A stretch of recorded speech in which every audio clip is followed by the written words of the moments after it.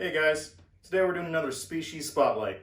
Unfortunately, as you can see that I don't have them here in my hands, and that's because today's species spotlight is the Amazon milk frog. So because these things are amphibians and their skins can absorb oils and it can be harmful for them, I don't actually like to handle them a whole lot. So, do a little quick intro, and then we're gonna go check out some milk frogs.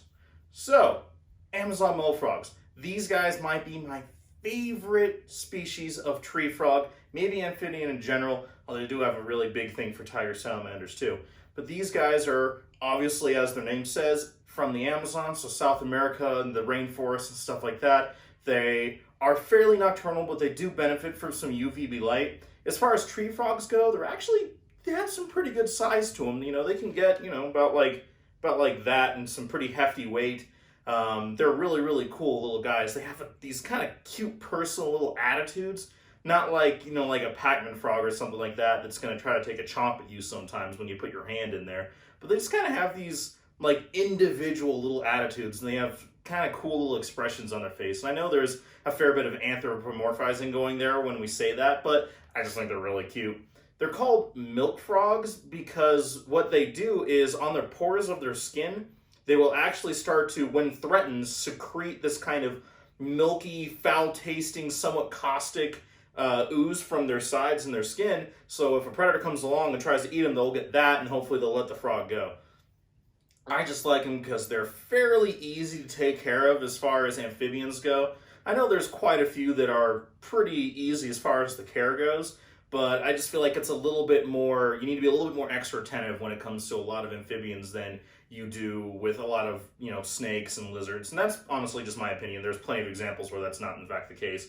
But I just like them because they're pretty easy to take care of. They get to a pretty good size as far as, tree frogs go, or for a lot of frogs in general. And they just have these cool attitudes. The biggest thing to remember when you keep these guys is to keep them humid.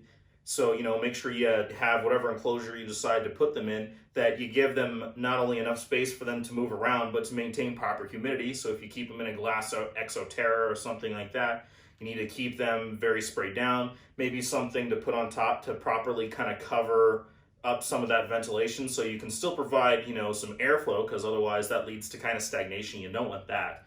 But, it'll provide some decent airflow, but also kind of keep that humidity in. Make sure you give them a water dish with fresh, clean water that you change every day. Make sure that, you're not just putting straight tap water in there, because there's harmful chemicals in there that if they can get in there, it's kind of the same as overly handling them, to where that's not something that you really want to have for them. It can be very harmful to them. So if you're putting in water, make sure it's distilled water, it's treated water. You can buy just like jugs of distilled water. It's pretty expensive, or you can buy a lot of different commercial products are for like reptile, amphibian, turtle, fish, whatever kind of dechlorinator and tap water purifier that you can add and let it sit for a while, and that's really good for them. A lot of animals can actually benefit from that, snakes, dogs, whatever that is, may have you. But I digress. I'm trying to talk about these really cool milk frogs. Anyway, these are just cool little frogs with this adorable kind of grayish, pale white, blue colored frog. And in all honesty, there isn't really a whole lot of natural blue out in the animal kingdom. So whenever you see an animal that is a little bit blue, it's just kind of like really cool. Like there's something very striking about it.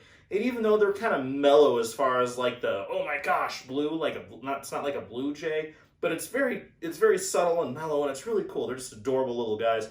I like them so much. When you're taking care of them, make sure you feed them appropriately sized foods. So amphibians, mostly insects, so, give them crickets, doobie roaches if they'll eat them. Mine don't really like to chase after them a whole lot. They really just like crickets, which is kind of a pain in the butt. Mealworms, things like that. Once they get a little bit older, you can feed them a little bit larger things. Maybe not necessarily waxworms, because they kind of have like those hard outer shells, and it might be just a little hard for something like that tree frog to its digestive tract to really do. But, a wide variety of things. You can do fruit flies or other little things like that for them, always making sure that you dust and with calcium and with vitamins and things like that, because you need that in addition to varied diet. If you're having good solid food, that really helps, but you need to do that, as well as the UVB light. Really everything can benefit from UVB, and this is one of those species that I do keep UVB on as well. They're not strictly nocturnal. They are, but they can just kind of benefit, so I like to do it anyway.